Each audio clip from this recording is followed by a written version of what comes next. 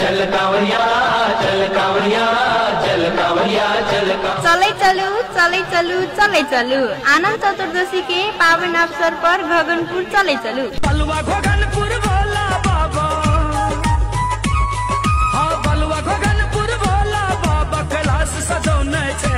घनश्यामपुर नगर पालिका ward number 6 Gaganpur में अनंत चतुर्दशी एवं भाद्र चतुर्दशी के शुभ अवसर पर यह मिति 2082 साल भादो 21 गते शनि दिन श्री शिव पार्वती भजनेश्वर नाथ मंदिर गगनपुर में जल आपूर्ति करे के लिए संपूर्ण श्रद्धालु भक्तजन, कमरिया भक्तजन, गाँव वासी, नगर वासी और जिला वासी सब उपस्थित होने के लिए हार्दिक अनुरोध कर रहल छी। कांवर उठाना शिव का लगा मन चाहा फल देंगे बाबा।